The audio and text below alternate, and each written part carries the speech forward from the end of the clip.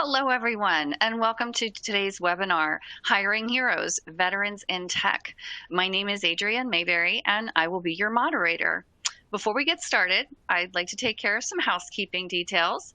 The audience will remain on mute for the duration of our session. However, you can enter your questions and comments in the Q&A widget at any time during our presentation. We will take the time to answer your questions in a Q&A session with our speakers at the end of the presentation. At the bottom of your screen are multiple application widgets you can use. All the widgets are resizable and movable, so feel free to move them around to get the most out of your desktop space. The media player widget will allow you to turn on closed captioning. You can toggle this on and off during your to your preference. You can also expand your slide area or maximize it to full screen by clicking on the arrows in the top right corner. In the resource widget on the right side of your screen, you will find a downloadable PDF copy of today's presentation, a link to the CSC blog, and additional resources for veterans. We encourage you to download any resources or links that you might find useful. Joining us today are Calvin Holtmeyer, Luke Lazzari, and Sean Dutton. And with that, let's welcome Calvin, Sean, and Luke, who will tell you a little more about their roles with CSC. All right, good day, everybody. My name is Calvin Holtmeyer. I work currently on the desktop team for CSC, and my background is Air Force, and I was logistics, and so now this is CSC will be a totally new career field for me in IT. So this is it's a great opportunity. Hi, I'm Luke Lazzari. I'm a Senior Technology Manager in Enterprise Technology on the security team. Previously worked in project management roles at CSC. I've been here about 5 years. And before that, I was in the Navy for 20 years, serving as a helicopter pilot and foreign area officer. Hi, my name is Sean Dutton. I've been with CSC for about 19 years. I'm one of the senior leaders in the infrastructure department. My role in previous past in the military was that of the United States Coast Guard. So I was in the United States Coast Guard as a coxswain. I spent 4 years in before getting out and going back to school for IT. Excellent. Thank you so much, gentlemen. And I just want to say before we get started, thank you for your service. Thank you. Here's the agenda we're going to cover today, and those are 5 major areas. First, we'll talk about the pathways into technology, those key skills to develop, finding that right fit, bringing your best self to an interview, and then we will close and have time for questions.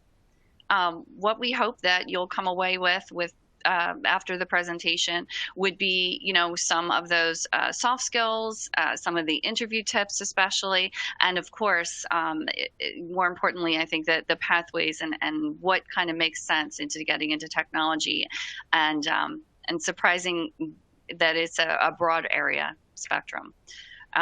Pathways into technology is really, it's rarely a linear pathway. It can come from can come from a range of backgrounds. College majors might be exercise science, culture, communications. As a talent acquisition professional, I've even seen resumes of people who have been in political science who enter the tech world as well. Past professional experience might be business analysis, human services, just for a couple of examples. Supplemental educational courses and programs can help build those technical skills even after moving into a new role. And of course, the soft skills are so important and translate well into tech careers. Sean, what was your specific background? So I was actually a coxswain in the U.S. Coast Guard, and from that perspective, you wouldn't think that necessarily translates well into tech. However, one of the things that you learn is a lot of structure in the military and how to plan ahead and get a team on board moving in the same direction. And I think a lot of that really applies to IT, especially the structure and following process. A lot of that's very important in the IT world. So what actually inspired you to get into the tech field then, from what you were doing? What kind of sparked that interest for you? So I was actually interested in tech coming out of high school. I was also interested in the military. And when I was joining the military, I made a unique decision, which was I don't want to do tech. I want to try something different and see if tech is really where I want to be. Through the 4 years I was in the military, I was basically coming out of the military with two options. One was either to follow the line of being a captain on a boat, so like a tugboat, which is one of the areas that I was interested in, or getting back into the IT world. And that was right at the end of 98 when I was getting out in 1998. So at that time, there was a big push for a lot of tech skill need, and the tech world was booming. And that's really what drove me back into tech, was that opportunity that was being presented at the time. Excellent. Thanks so much.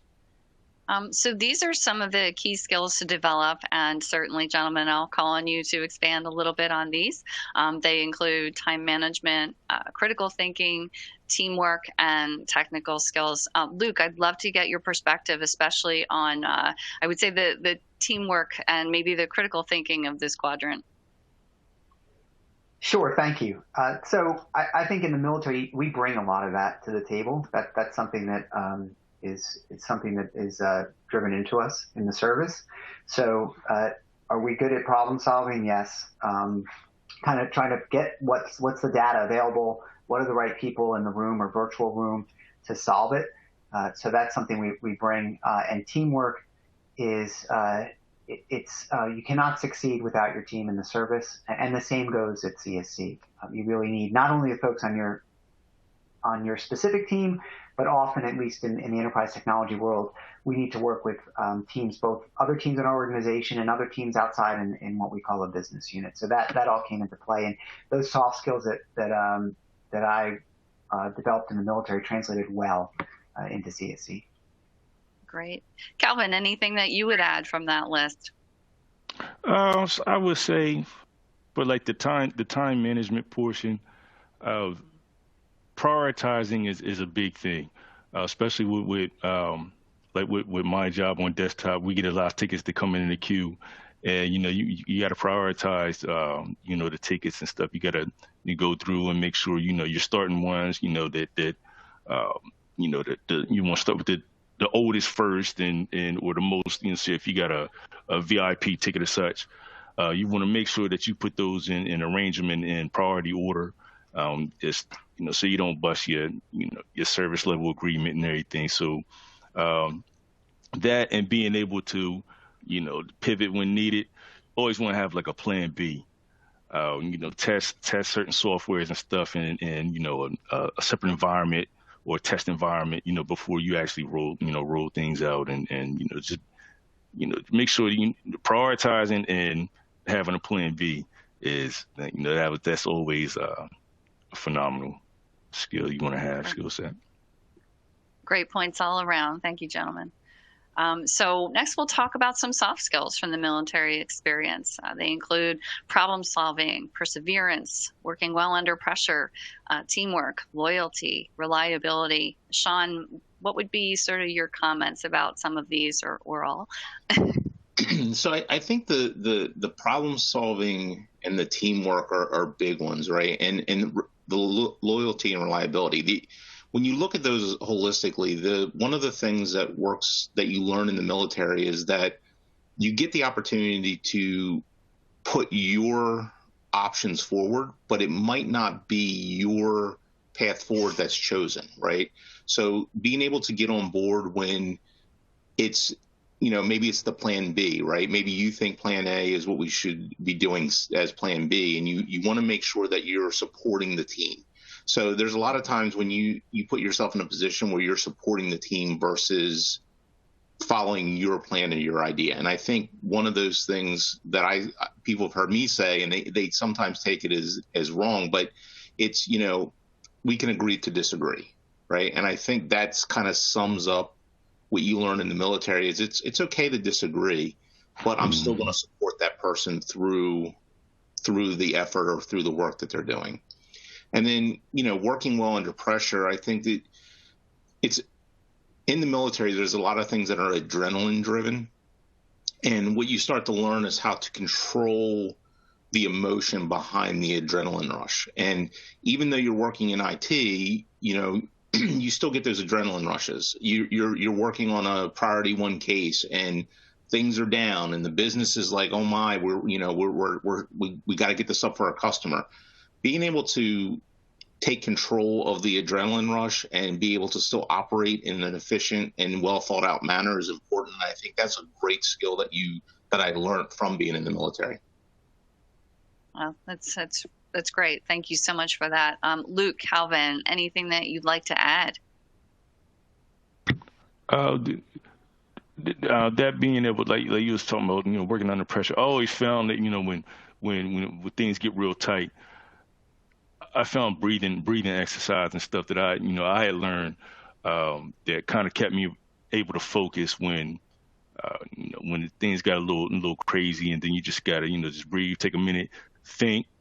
Sometimes you just gotta get up, step, walk away, then come back at it. Sometimes with you just stepping away just a couple minutes and then you re-engage, that it'll give you that extra focus that you need. And that is real. That's a good soft skill, as well as the teamwork, because you're going to be working with a team, and if you don't work well with your team, it's not going to mesh right. So you want to make sure you be able to. You won't be a team player, and just because you don't agree with somebody else's idea, it is what it is. Just you was right about that, Sean. That really comes a lot, especially working on our team. Everybody has, you have to be able to accept everybody's opinion and outlook on whatever the situation is, and take everything into consideration. You can't just be one-sided. Great. Yeah, Calvin, I really like the point you made about being able to think when under pressure, right? And that's what kind of where I was going with the adrenaline piece, right? Is you teach yourself to be able to stop and think before you react. And I think that's one of the things in an IT world is a very important skill to have, is step back and say, what I'm about to do to this system, how is that going to impact things? And not making a knee-jerk reaction or doing things too quickly, because at times that can actually get you in trouble from a technology standpoint. So I think that's a very good point as well. Yeah, they're all good points. Thank you so much, both of you. Wow, technical skills can come from a myriad of places, whether it's online courses or formal cohorts. Luke, I'll call on you. What can you tell us about your experience with some of these resources? Thanks, Adrian. I don't have a close experience with all of these. I can tell you what worked out really well for me was getting my project management professional certification. And I did that through an offering through Syracuse University. And that really was something that was valuable, that I didn't appreciate how valuable it was when I was transitioning out of the service. Pluralsight is a great resource. LinkedIn Learning, as a veteran, I believe you can get a premium membership for a period of time as you transition out. A lot of value there as well. I can't speak to the coding. Defer to Sean and Calvin if they want to talk on that. Yeah, like I said, the coding is, if you're good in math, have at it. If you're not really good, if you're not really good at math, yeah, I'd advise. Like I gave it a shot, and it was for the zip code Wilmington. Like I said, I gave it a shot, and it was quite challenging. I'm not really all that good in math per se, but when you go in there, you're gonna, a lot of things you're gonna be doing. Involves a lot of they went through a lot of algebras and a couple other math, a lot of math stuff. You're gonna be calculating and putting in the scripts and such, and it was a little difficult for me. But then for others, to each his own. Other people might be real good at math. It might be a challenge to you that you might be wanting to accept and pursue, as well as that. And then, like I said, the VA. The VA has a lot of education opportunities for you as well, especially coming out of the military. Yeah, if you're in your post 9/11s and VRE programs and such that you can engage in and be able to further your education.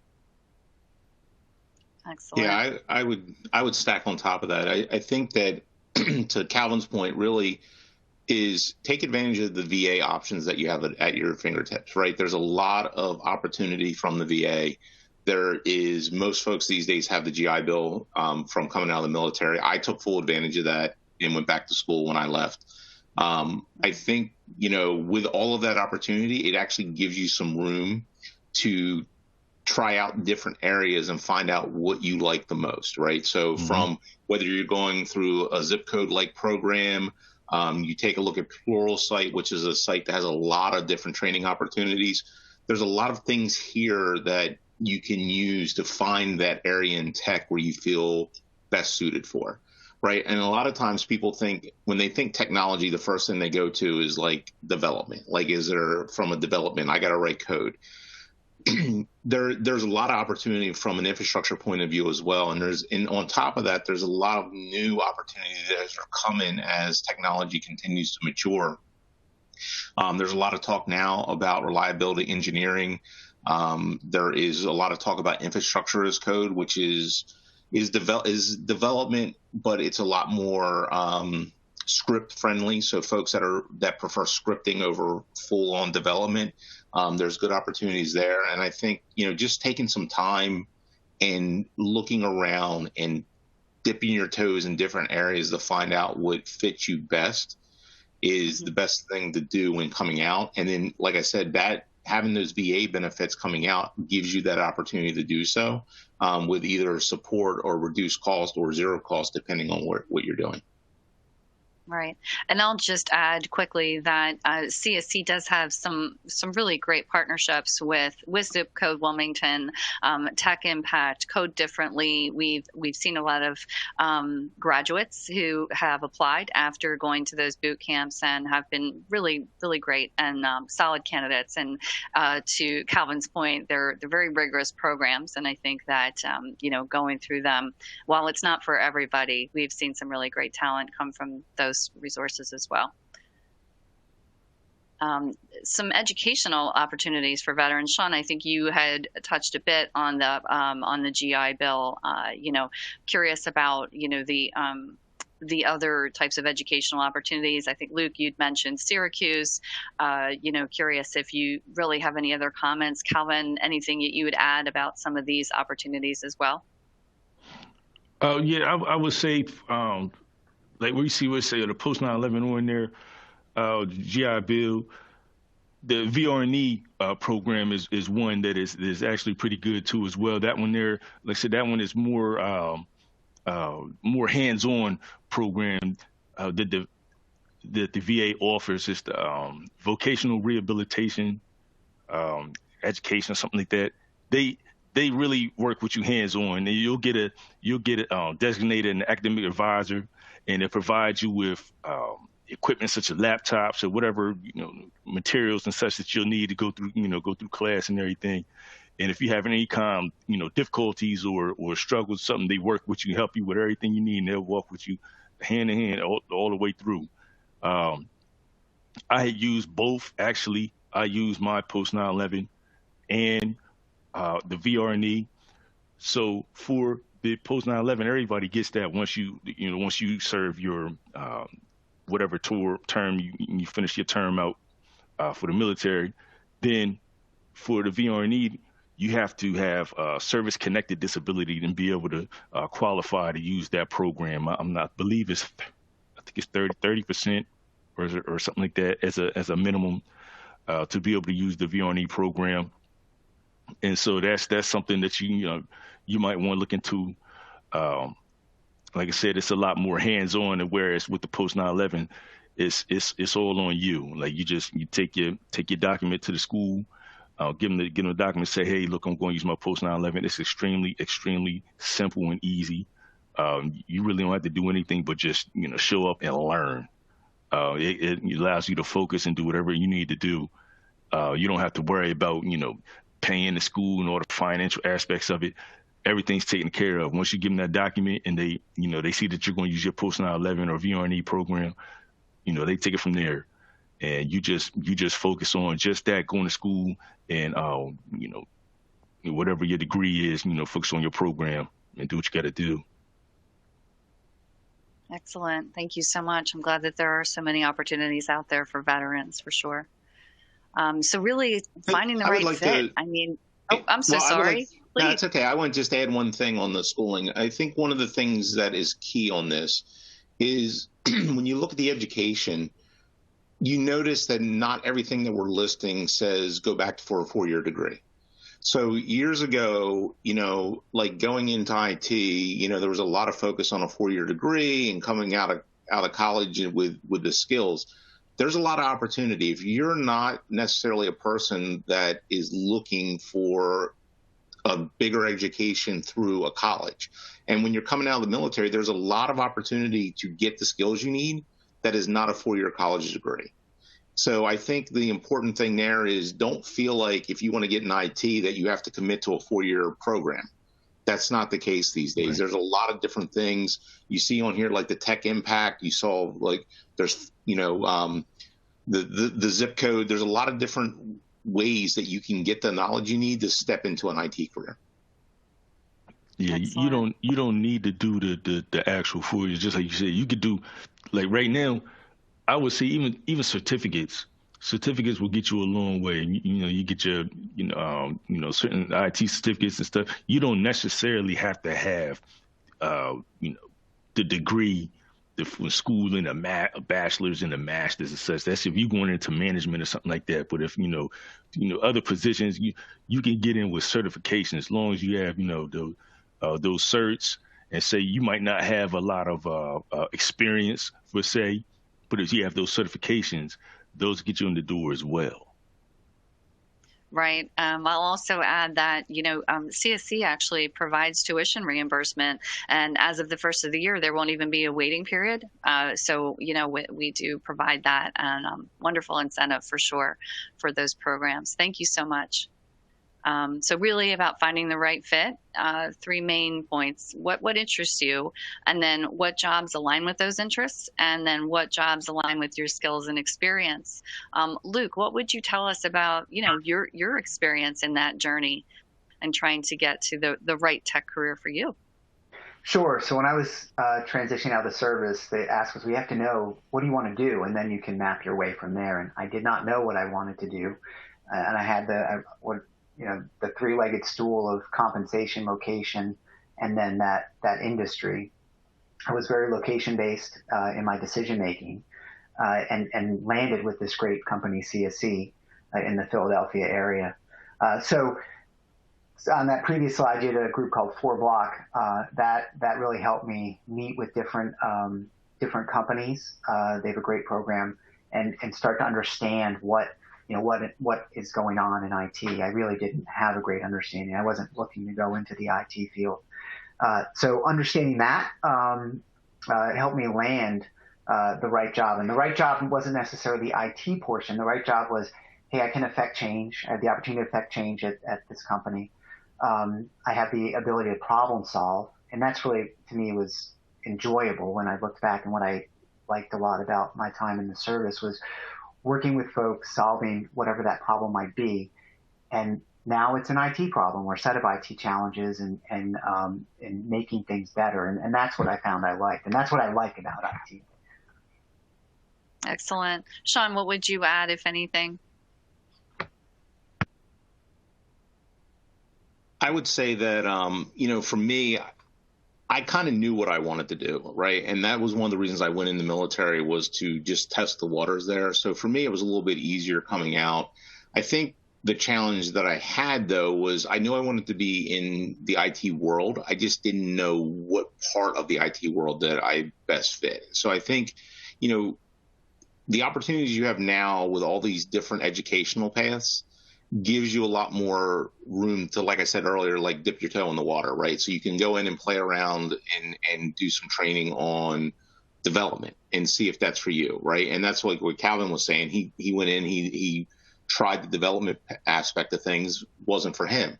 So he found himself more into the hardware side of support and those pieces. So I think giving yourself the opportunity to feel out different things that you're interested in will help you to identify the area that your skill set and your desire best fits. Excellent. Thank you so much. All important points for sure. Um, so these are 5 tips to really ace your next tech interview. And I'll talk a little bit from the HR perspective / talent acquisition, and then ask you gentlemen to chime in for sure. So really, you want to be specific. Chances are you're going to have some behavioral questions during your interview, and you want to provide as many specific details as you can, but by keeping in mind that you also need to be succinct. You have about a minute and a half to answer that question, because chances are that interviewer will have many, many questions, and you just want to be really clear about your answers. Be honest. If you don't know something, admit you don't know it. You could offer to find out and do some research. That might impress the interviewer as well, but you definitely don't want to be caught in trying to fake something, because no one's going to feel good about that. Brush up on your basics, do your homework, at the very least, look at the website, think about, your skills, and sort of sharpen the saw, if you will, as we like to say in talent acquisition. And then last but not least, absolutely have some questions. Nothing worse than sitting in an interview and the interviewer asks, what questions do you have? And you say, I don't have any. You really will seem less than enthused, and honestly, your energy level will not seem like where it needs to be, nor do you feel or look prepared if you don't have questions for the interviewer. I know that Sean, Luke, I'm sure that, and Calvin, I'm sure you've either sat in interviews or have you interviewed others. So what would you add to this list, if anything, or comment more on those topics? The number one thing I would say is, and I think Calvin and Luke, you'll probably run across this too, is one of the things that I would repeat a lot of times is when I was in the military or when I was in the Coast Guard, right? Stay away from that. And what the questions are doing, they're actually helping you to isolate out the skill sets that's needed for the job that you're being asked to perform. So being able to just talk about, if somebody asks you a question like, when was the last time that you had trouble working with somebody, and describe that situation? They're giving you the opportunity to tie your experience back to the business world. So when you're hearing those questions, don't start it when I was in the military or when I was in the Coast Guard. That doesn't need to be part of the conversation. Talk about the individual that you were working with and how you were having challenges. And those things will start to come clear. And then what it does is it actually demonstrates an understanding of the business world more by keeping the military piece out of it, because businesses and military don't run the same. So when you're interviewing, keeping to the facts and answering the questions specifically around what's being asked will help the interviewer tie your military skills to what they're asking. That's great. Yeah, I would add, know the company you're interviewing with, and remember, it's a two-way interview, because and when I'm interviewing someone, I want them to ask me the questions to make sure that they're comfortable too. Why would we want to have someone join that it turns out isn't a good fit or doesn't, they didn't ask those questions, so they don't realize, I don't really, this might not be a great fit for me. And that's important, and it's okay. So it goes to your point about asking questions, but that will come if you do your homework ahead of the interview. Mm-hmm. Luke, do you enjoy culture questions? When people ask you about why you like working at CSC?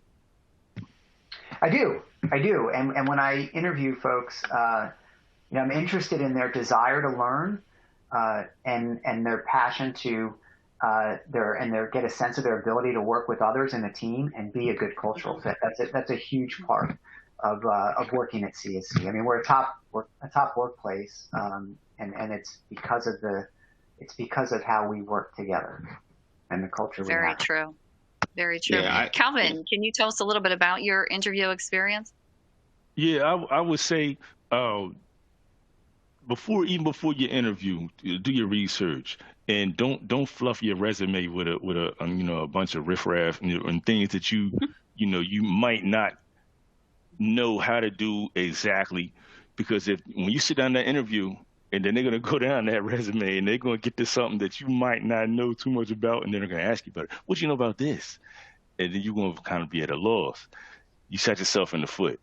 So, don't put too much on your resume, things that you're not all that good with. And then when they they ask you about things, if you don't know, just like you said, don't try to don't BS around it. If you don't know, you don't know. It would be honest about it. That way, could 9 times out of 10, if you don't really know it, they're gonna teach you how to do it anyway. You get the position that just as long as you show that you want to be humble, but yet hungry. Humble being your honesty, and hey, look, I'm not too sure about this, but I'm willing to learn. Okay, so being hungry will be as example doing your research on the company, having those questions to ask at the end. You know, uh, you wanna have a little bit of knowledge about what you're trying to go in for. What can you bring to the company? Your own skill sets. They don't know. That's why it's an interview. So you have to be, tell them what you can do. What you're good at, what you're not good at. It's everybody's not good at everything. So no one's perfect, and they understand that, and they're taking this into consideration. And everybody's interviewing for a position that you want. So just be honest, be yourself, humble and hungry. That's I think that's good I think leadership. to build on what Luke and Calvin are saying, it's if you came in and I was the hiring manager and the resume was absolutely perfect, your skill set was absolutely perfect, yet you didn't have a lot of enthusiasm or desire or drive, I would actually hire the person that comes in that has a lesser skill set but has that enthusiasm and drive. That's the thing that you want in an organization, because the folks that are hungry, as Calvin put it, and coming in, they're going to be your folks that are driving your teams forward. They're going to be the folks that are helping your team grow and strengthen. And skill sets are teachable, right? That desire, that enthusiasm, those things are a lot harder to find. And anytime that I come across somebody that is super enthusiastic, I can overlook a lot of skill set because I can teach that, right? So to Calvin and Luke's point, I think that's a big one, right? Hunger, desire, and drive. That's something that you really need to bring to the table. Great points. Thanks so much, all of you. So, here's some virtual interview tips, because as we know, other companies and CSC among them for sure, interviews virtually. So you really do want to have, as we like to call, perfect practice. And the ways you can do that are really to, you want to record yourself on your phone. Do you sound enthusiastic and engaged? Are you dressed appropriately? Are you in professional attire? Because that really does matter. I always tell candidates that I'm talking to that they should view it as an on-site interview. Look at it the same way, to almost pretend that it's not virtual and that you're actually sitting in front of the interviewer. It even helps a little bit with the practice part of things. Are you sitting up straight? Are you using a lot of filler words as opposed to words that will actually convey what you want to say? So, what would you comment on about that, Luke? What would you say about the virtual interview piece? I think your point about treating it as an actual interview, in-person interview, is great. And that's how you should prepare. And that's how your environment should be behind you, around you. So I completely agree. I think virtually a lot of us are now used to operating in this environment. You can, and keep the camera on, make sure the camera's on. That's critical. We can get a lot out of a virtual interview. So treat it if you're in person, and I think you'll be in good shape. Mm-hmm.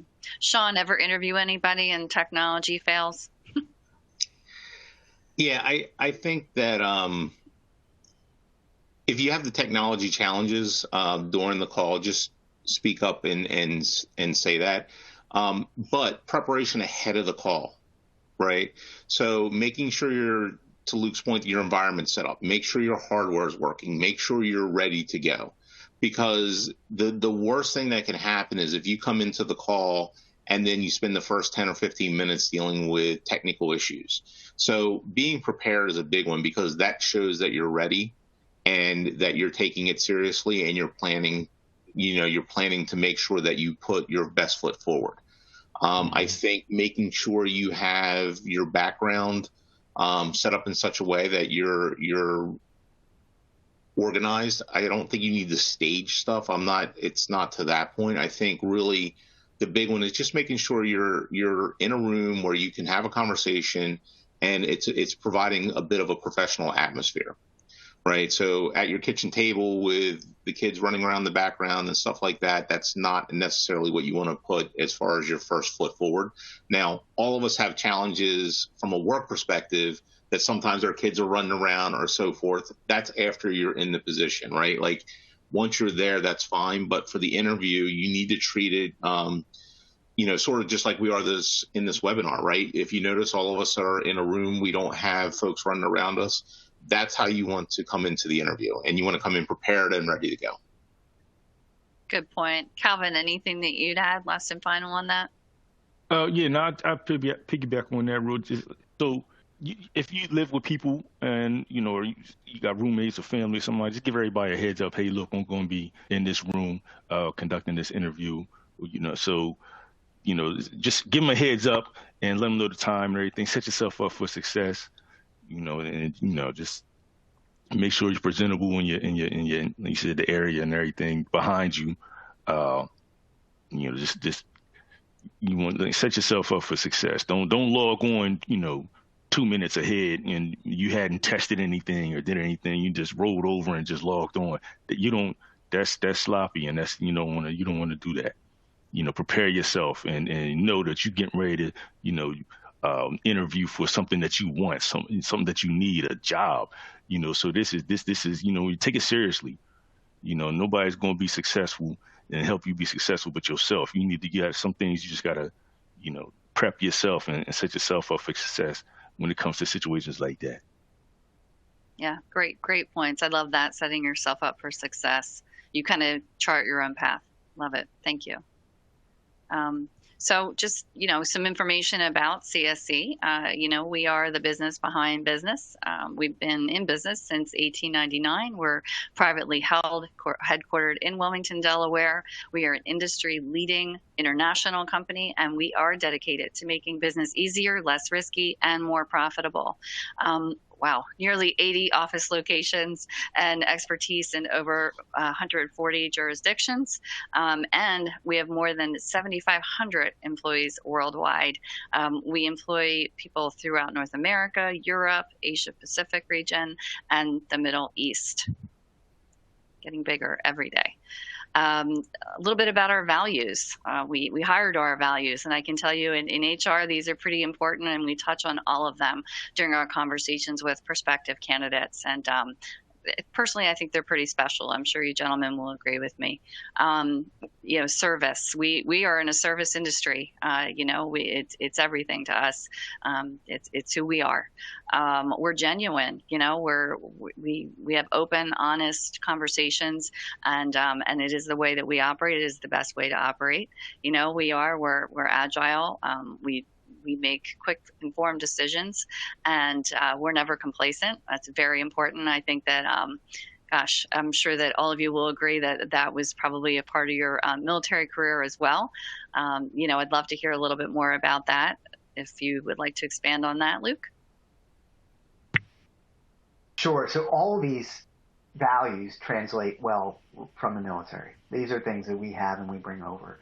And it's a great fit at CSC. 60-something% of veterans leave their first job in less than 2 years. And all of us have been here anecdotally much longer than that. So it just speaks well to the values CSC has and the values that as veterans we appreciate and value.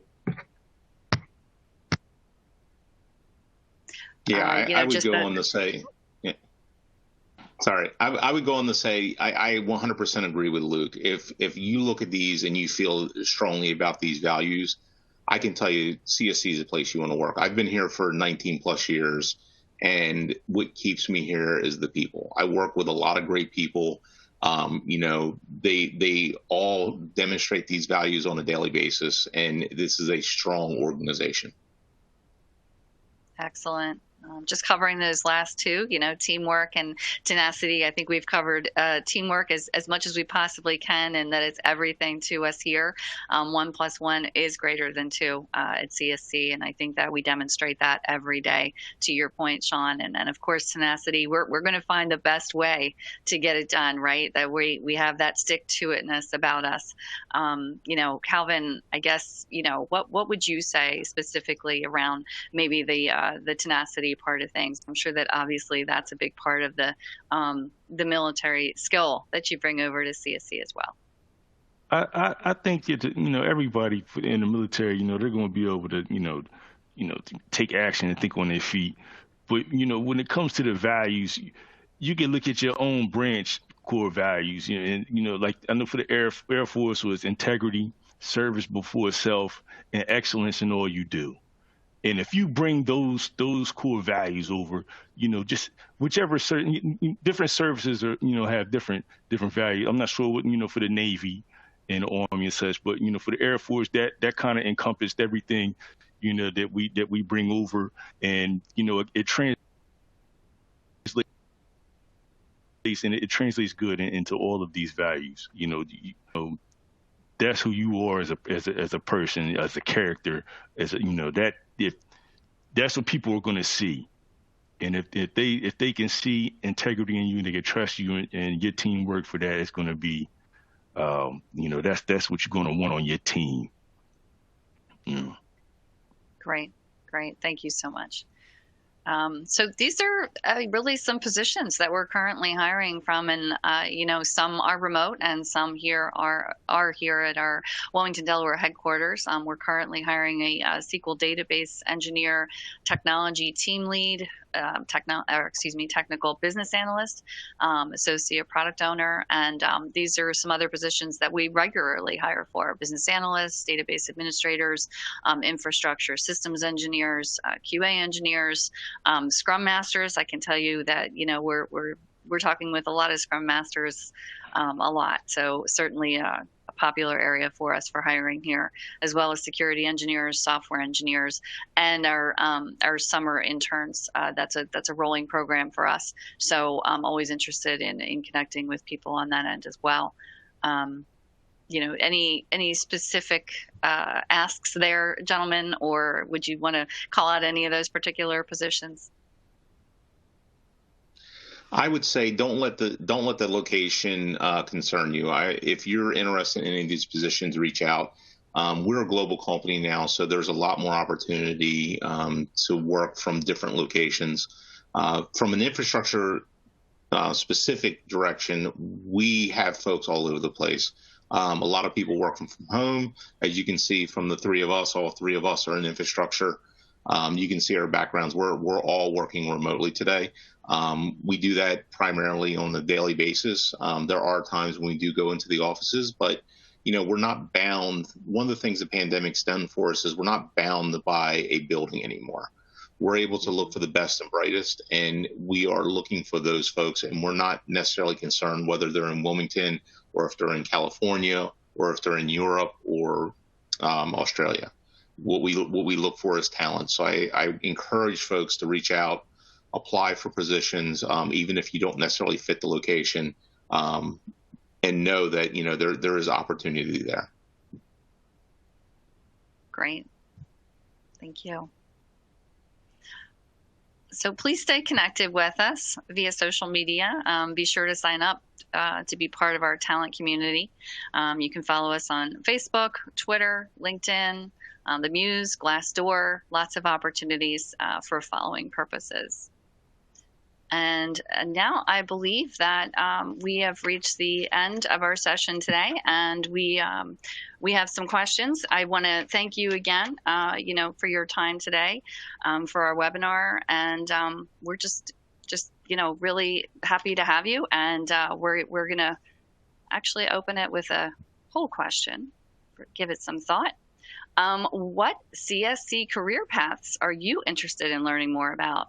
Technology, service, sales, or all of the above? So we'll give you time to answer that while we take some questions from our audience.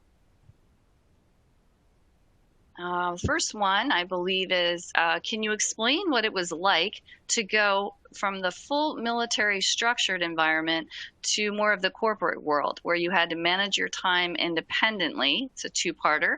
And then what were those biggest challenges? Luke, can you tell us more about that? Yes. So I think I would push back a little bit. We did manage a lot. We often do manage our time independently in the service. So this was just a question of prioritization and learning a new organization. I think what is something that really helped is unless you're in an operational environment in a very dynamic situation, in the military, we do tend to be collaborative. We do want to hear the best path, and we will spend time on that. And that's critical in IT because also you're not going to be the expert in all these different facets of whatever that IT stack is. So it really benefits to understand what another team member will say. And that I thought was a great fit. Excellent.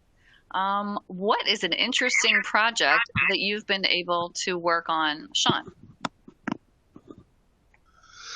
So the most interesting thing I think is underway currently with regards to CSC as a whole, right? So we have become a really much more global company in the last year, and as we continue to grow, that requires us to continue to change. So I think from an infrastructure standpoint, as far as projects that have been the most interesting is that continued growth and that continued change into how you operate from a day to day. There's a lot more drive on infrastructure as code. There's a lot more drive on automation. There's new things that we're doing from within the group around reliability engineering. All of these things are newer in a technology world. And I think rather than a project, it's more about how we continue to grow as an organization. I think that the fun in it is that we are consistently changing. We're always keeping our skills fresh and we're staying in the front line of technology. And I think that overall is the thing that entertains me the most rather than a specific project. How does finding the right fit apply after you get to CSC? Calvin, what are your thoughts on that? So when I got to CSC, I came in as an intern. And let's say my background was logistics, so IT was totally totally new for me. And coming out of WMU, I was going in there for my computer network security degree, and it was just when I did my interview, I conveyed that, and I let them know. I said, I really this is new for me. But I'm willing to learn, and and I made that known, and I just did the best I could, and I did my first internship, and then I did so well they actually called me back again, and so I came and I did a second internship, and then once that lapsed out, then I got hired on FTE, and so just you won't really know until you step in it. You won't know until you step in it. You just have to. You got to do it, and you'll feel what positions will work best for you once you start. So yeah, Right. just got to take that leap. You got to take that leap of faith. Gotcha. Well, here's an interesting one. We listed a lot of resources, but this person wonders what resources have you found most valuable in transitioning your communication style from a military setting to a corporate setting? Sean, what are your comments there? So I think that's an interesting one because I think one of the biggest challenge folks from the military have is converting their soft skills into business skills. In the military, you have a very direct way of communicating, right? There's not a lot of things in the military tend to be life or death. There is not always room for niceties, right? So we get good at being abrupt. We get good at being quick with our communications. So I think, from a mindset of how do you start to transition your communication skills, I honestly, a lot of it has to do with, being self-aware. So you need to pay attention to how other people are talking. You need to pay close attention to how you're communicating with folks, how folks are reacting to the way you're communicating. And then, there's always opportunity to grab an Audible book, grab other books on communication. So I think it's a lot of really, you have to deprogram yourself a bit from the way you communicate in the military and start to understand how business terminology and communication works. Luke, would you add anything to that? I would say practicing that 30-second pitch, elevator pitch, is beneficial. And removing the sir, ma'am from your conversation when you're speaking to someone that's senior. It'll go away fairly quickly, but remember to do that in the interview process. Yeah. Okay. Good point. Okay. Are there any other opportunities in different fields for veterans at CSC?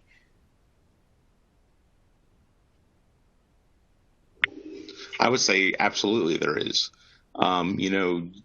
Tech is one area, but service, there's opportunities for service and sales as well. I mean, there is always folks that find value in different pieces, and the time you spend in the military translates very well into a lot of business oriented stuff. So don't feel that you're limited from just a tech perspective. I mean, there's tons of opportunity out there. There's tons of skill sets that do translate well over into IT. And, like Calvin says, he came from logistics. Well, logistics doesn't necessarily sound that important, but suddenly when he's in his role now where he's got to get a computer to a person or equipment needs to get out to another office somewhere, those skill sets that he's had may not be directly related, but it does aid him in his day-to-day job. Right. So those skills, there's always some sort of translation of the stuff that you've done in the military that will meet the industries that you're interested in. Yep. Good point. Luke, would you add anything? Sure. That what we bring, it goes anywhere. Those values are not that you showed for CSC aren't CSC's technology values. They're CSC's values, and they'll go to any facet of the business. So what we're taking is a technology skill set and adding it to that broader level, broader set of skills, and that's how you succeed. But as a veteran, don't sell yourself short on all the things you're bringing to the table that you might not even realize you're bringing because you were around it. You were in a swimming pool full of people with those same skill sets. It's not, that's a high value set of attributes that you're going to bring to the commercial sector. Great. Any last and final, Calvin? What Sean was talking about, for the logistics, the skill set that kind of, I brought over with that was, when you work logistics, you work with a lot of other organizations and people, and you got to be able to communicate and merge schedules and coordinate. It's a lot of coordination that has to be done, and so that kind of transferred over as far as with us trying to get equipment from point A to point B. We got to work with FedEx or different shipping organizations, and then organizations that actually that purchase equipment and stuff for us, and working with asset management and procurement, and all these other departments and organizations and stuff. Not even even within CSC itself, but then on the outside, like I said, we actual shipping agencies and stuff. Coordinate with them as well as the end user. Making sure they're have the heads up that equipment is coming, and to have someone there, and to be able to sign for, it's a lot of, with logistics, it comes with, coordinating with a lot of different individuals, and to be able to do that was one thing that that I had learned and that I had brought over from the military as well. Great. Well, that looks like that's all we have time for today. If I didn't get to your question, we will contact you with a response after the webinar. Thank you to everyone who joined us today. I thank you again, Calvin, Calvin, Sean, and Luke. And again, thank you for your service. This has just been so informative, and we hope to see you next time. Bye, everybody. Thanks. Thank you. All Bye. right.